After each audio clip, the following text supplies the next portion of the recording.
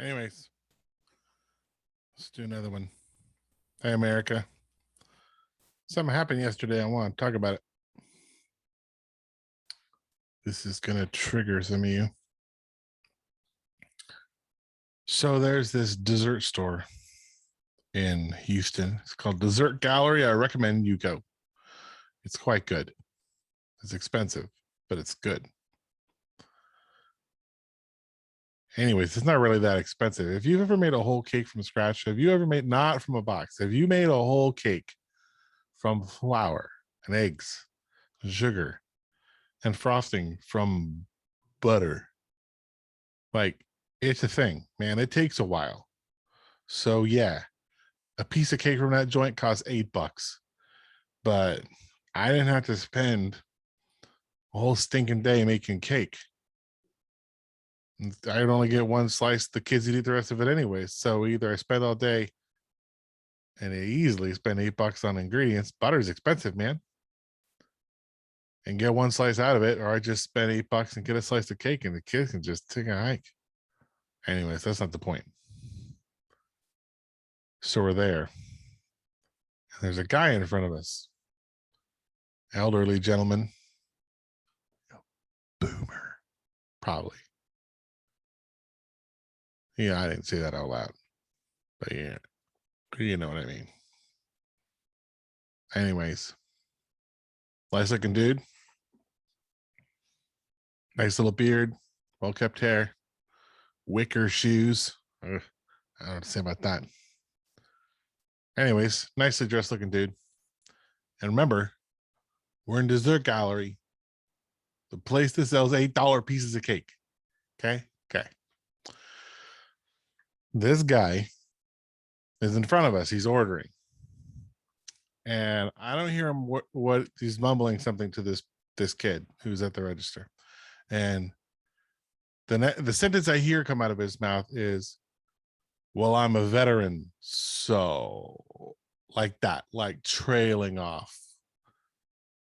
Like him being a veteran should have bearing on his cake transaction. So I can only assume he's trying to like sort out a veteran's discount, military discount. Okay, fine. The kid says, no problem, but our store policy is you got to buy 2 pieces of cake and then we can apply your discount. And the guy says, well, I don't want 2 pieces of cake. And this poor kid at the register is like, that's the policy. And so he orders this 1 piece of cake. I cannot emphasize this enough. This is an $8 piece of cake. This is not a cheap piece of cake. If money is an issue for you, don't go here. It's an $8 piece of cake. We need to keep this in mind. It's a bug again. Anyways. So he finishes paying for his piece of cake. And then he asked the kid, what's the name of the owner of this place? At this point behind him, I'm like, oh, here we go. And the kid says, I don't really know. I've only worked here for 2 days. That would be a good question for her. And he points to this other lady who apparently has been there longer than 2 days. And I know the name of the owner. She says, yeah, her name's Sarah. He's like, Sarah? Yeah. Okay. And he mumbles to himself and he leaves. So we go get our stuff and we're leaving. And the whole time I'm thinking about this guy. Like, what did he expect he was going to get as a military discount on an $8 piece of cake? I've seen military discounts in other places and it's generally like 10%, something like that. It's not like free cake day for the military. There was no sign. So let's say 10%. That's kind of normal. I've seen that all over the place. As I'm walking out, I see this guy. Oh, I should mention, This is on, and those of you who live in the Houston area will know, this is on Westheimer. No, it's on Richardson. That's the road. Anyways, it's like a road down from Westheimer. That's the important part. And it's in the River Oaks area. Those of you who are in the Houston area will know the River Oaks area is where the multi-million-dollar houses are. That's why this place that sells $8 cakes is in that neighborhood. So this guy, we're following him out afterwards. He's, well, he's a little bit ahead of us. And he is getting into a red Lexus. Okay. With his wicker shoes, which just that alone, I don't even know what to say about that. But anyways, what was he expecting? Let's say the 10%. This guy is going to call poor Sarah today, presumably, to complain that he didn't get his 80-cent discount off of his $8 piece of cake to drive home in his Lexus with his stupid wicker shoes to his house in River Oaks.